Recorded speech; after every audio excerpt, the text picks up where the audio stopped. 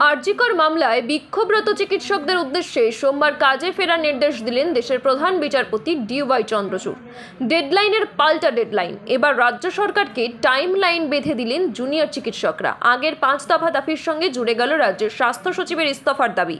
স্বাস্থ্য অধিকর্তা ও স্বাস্থ্য শিক্ষা অধিকর্তারও ইস্তফার দাবি তুলেছেন আন্দোলনকারী চিকিৎসকরা। এই দাবি পূরণের জন্য আজ বেলা 12টায় করুণাময়ী থেকে মিছিল করে স্বাস্থ্য ভবন অভিযানের ডাক দিয়েছেন আন্দোলনকারীরা। দাবি পূরণ না হওয়া পর্যন্ত স্বাস্থ্য ভবনের টানা অবস্থানের প্রস্তুতি নিচ্ছেন চিকিৎসকরা। আজ বিকেল 5টার মধ্যে সরকার পদক্ষেপ করলে কর্মবিরতি তোলার আবেদন ভেবে দেখা হবে বলে জানিয়েছেন তারা। কি বলছেন জুনিয়র চিকিৎসকরা শোনাবো। क्योंकि पिछले 2-3 सालों से जो भी हैं स्वास्थ्य भवन में वो अपने दिमाग से काम नहीं करते हैं, इसलिए ये ब्रेन हम उनको गिफ्ट दे रहे हैं कि अब इस ब्रेन से एटलीस्ट वो काम करें। जिस तरह हम junior doctors 24 hour 48 hour 36 hour ऐसे शिफ्ट में काम करते हैं, उसके बाद भी हम थकते नहीं, हमारा ब्रेन काम करते रहता है। वैसे ही उन लोगों को भी काम करना चाहिए और हमारे अगेंस्ट वो ना जाए, हमारे साथ।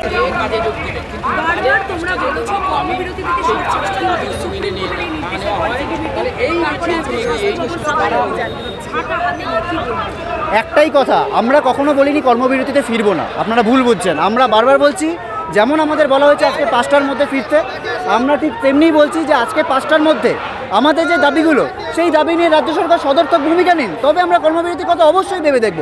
আমরা একবারও কিন্তু বলিনি যে আমরা কর্মবিরতি চালিয়ে যাব।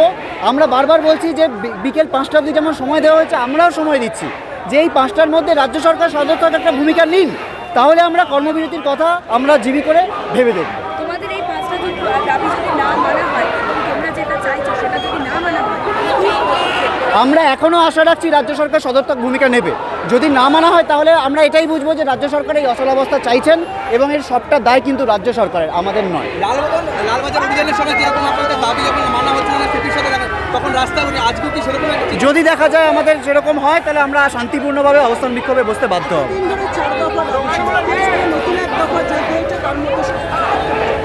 নতুন এক দফা নয়, আমরা প্রথম থেকে বলেছি প্রত্যক্ষ পরোক্ষভাবে যারা তথ্য প্রমাণ লোপাটের সাথে যুক্ত তাদের তদন্তের আওতায় আনতে হবে। আমরা দেখেছি যে ঘর ভাঙার নোটিশ, তাতে ডিএমই সাইন আছে, ডিএইচএস এর সাইন আছে, হেলথ সেক্রেটারি সাইন আছে। আমাদের 5 নম্বর যে দাবি ছিল যে থ্রেট সিন্ডিকেট তুলে ফেলতে হবে, তা এই ডিএমই ডিএইচএস এর প্রত্যক্ষ মদতে হয়েছে।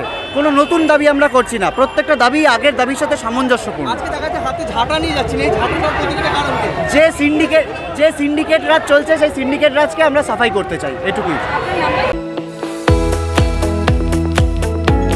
আপনারা দেখছেন ইউএন লাইভ, বাংলা খবরের শেষ কথা।